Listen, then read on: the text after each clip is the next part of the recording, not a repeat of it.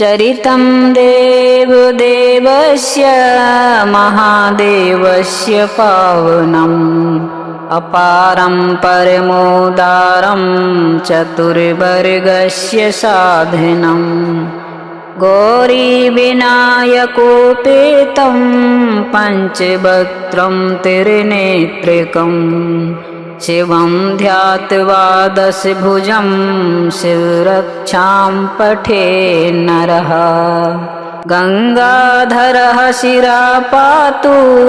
फालम् अर्धेन्दुशेखरः नयने मदनध्वंसी कर्णो सर्पे विभूषिणः घ्राणं पातु पुरारातिः मुखं पातु जगत्पतिः जिह्वा बागेश्वरः पातु कन्धरासितिकन्धरः त्रिकण्ठः पातु मे कण्ठं स्कन्धो विश्वधुरन्धरः भुजौ भूभारसंहर्ता करो पाति पिनाकघृका हृदयं शङ्करः पातु जठरं गिरिजापतिः नाभिं मृत्युञ्जयः पातु कटिव्याघ्राजिनाम्बरः शक्तिनी पातु दीनार्थं शरणागतवत्सलः उरुमहेश्वरः पातु जानुनी जगदीश्वरः जङ्घे पातु जगत्कर्ता गुल्फो पातु गणाधिपः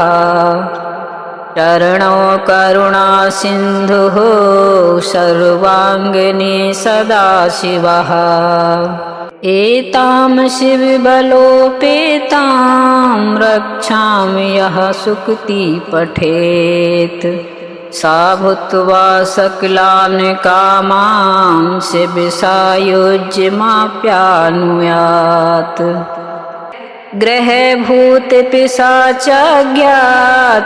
लोके विरञ्चिते दुरादासु पलायन्ते शिवनामाभिरक्षणातः अभयङ्करनामेदं कवचं पार्वतीपतेः भक्तया बिभर्ति यः कण्ठे तस्य वश्यं जगत्त्रयम् इमां नारायणः स्वप्ने शिवरक्षां तथा दिशत् प्रातरुत्थाय योगीन्द्रो याज्ञवल्क्यः तथा लिखितः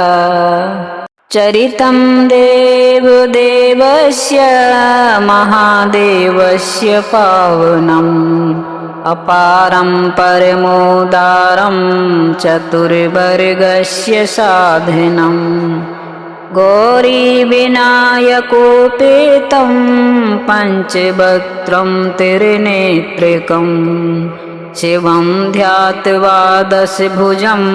शिवरक्षां पठेन् नरः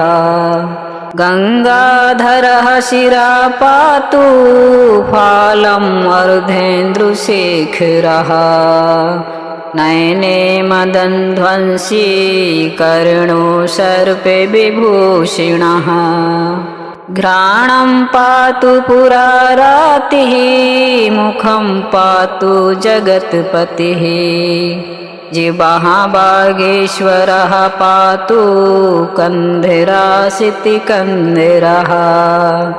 त्रिकण्ठः पातु मे कण्ठं स्कन्धो विश्वधुरन्धरः भुजौ भूभारसंहर्ता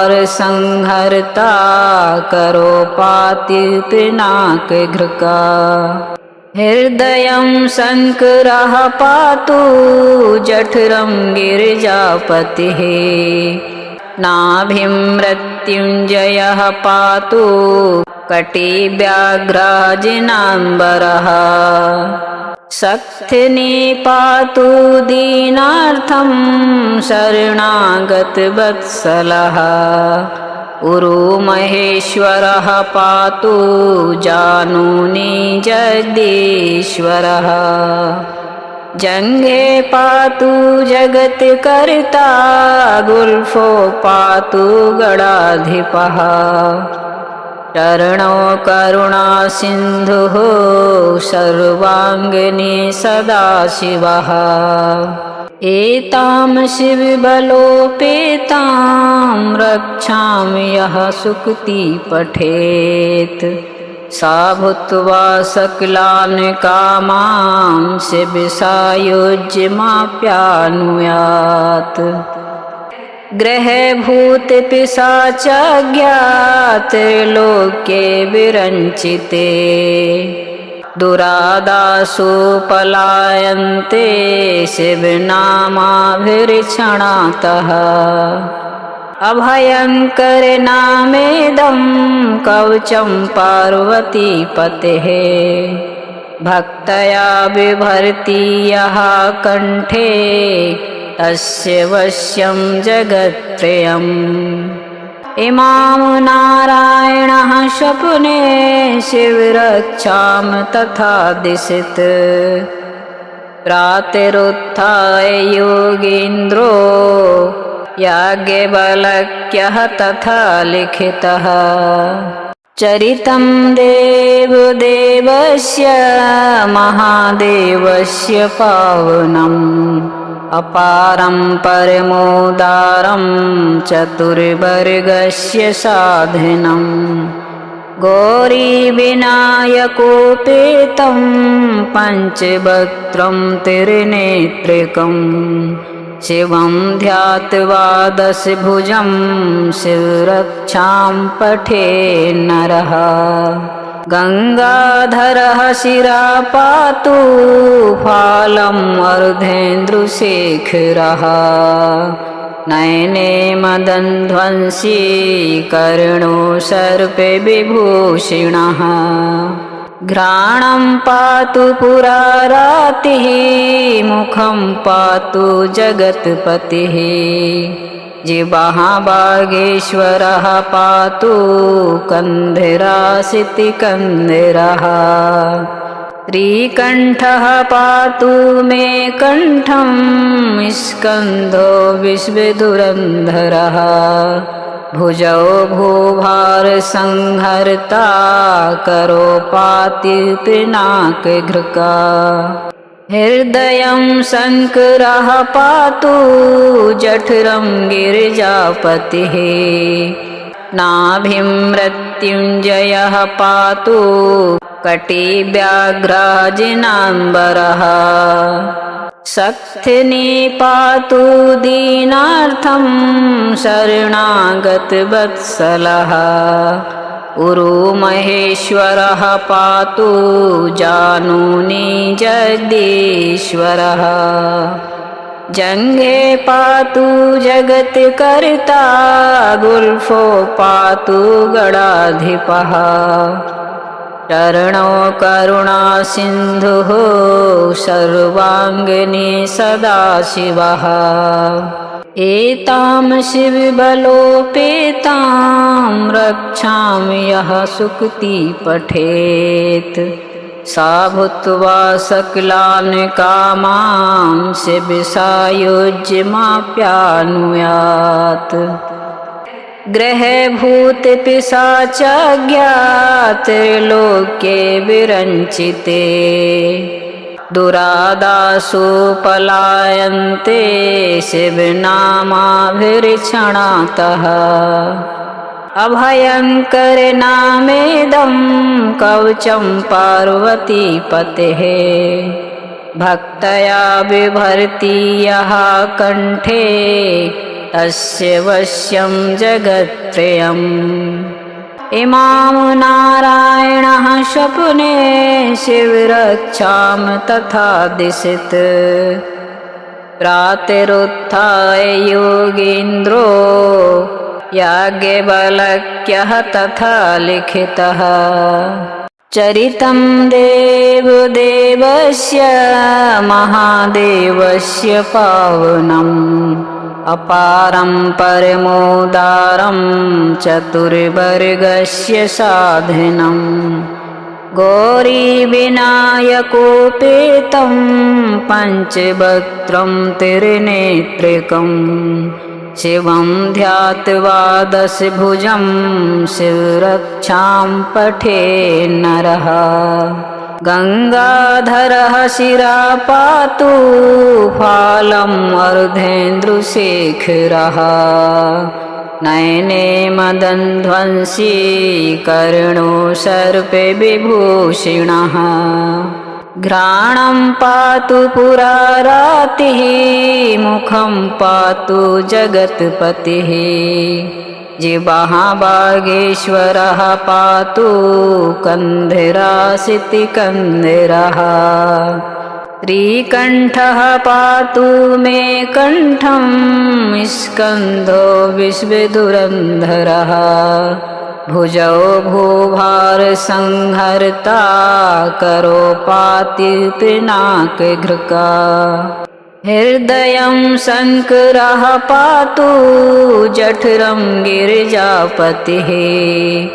नाभिं मृत्युञ्जयः पातु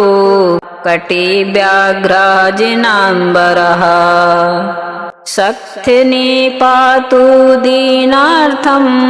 शरणागतवत्सलः उरुमहेश्वरः पातु जानुनी जगदीश्वरः जङ्घे पातु जगत्कर्ता गुल्फो पातु गणाधिपः चरणो करुणा सिन्धुः सर्वाङ्गिनी सदाशिवः एतां शिवबलोपेतां रक्षामि यः सुकृति पठेत् सा भूत्वा सकलान् कामान् शिवसायुज्यमाप्यानुयात् ग्रहभूतपिशाचाज्ञात्रिलोके विरञ्चिते दुरादासु पलायन्ते शिवनामाभिर्क्षणातः अभयङ्करनामेदं कवचं पार्वतीपतेः भक्तया बिभर्ति यः कण्ठे तस्य वश्यं जगत्त्रयम् इमां नारायणः स्वप्ने शिवरक्षां तथा दिशत् प्रातरुत्थाय योगीन्द्रो याज्ञवल्क्यः तथा लिखितः चरितं देवदेवस्य महादेवस्य पावनम् अपारं परमोदारं चतुर्वर्गस्य साधनम् गौरीविनायकोपेतं पञ्चवक्त्रं त्रिनेत्रिकम् शिवं ध्यात्वा दशभुजं शिवरक्षां पठेन् नरः गंगाधरः शिरा पातु फालम् अर्धेन्दुशेखरः नयने मदनध्वंसी कर्णो सर्पे विभूषिणः घ्राणं पातु पुरारातिः मुखं पातु जगत्पतिः जिह्वा बागेश्वरः पातु कन्धरासितिकन्धरः श्रीकण्ठः पातु मे कण्ठं स्कन्धो विश्वधुरन्धरः भुजौ भूभारसंहर्ता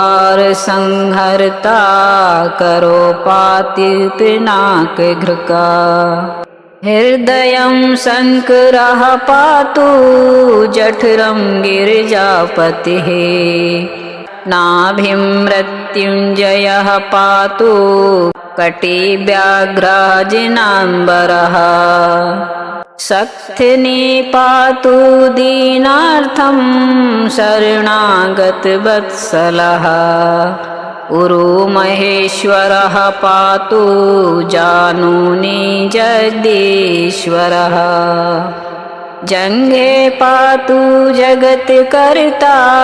गुल्फो पातु गणाधिपः चरणो करुणा सिन्धुः सर्वांगिनी सदाशिवः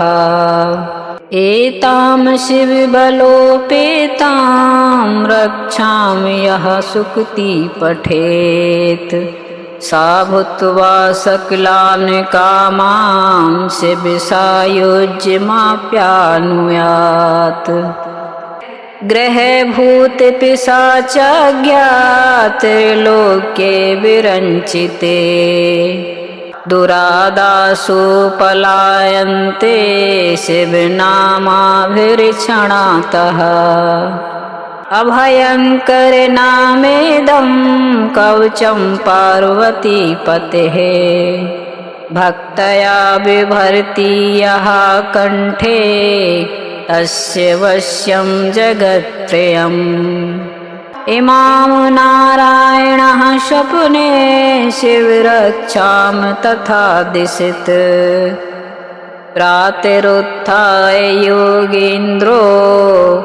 याज्ञवल्क्यः तथा लिखितः।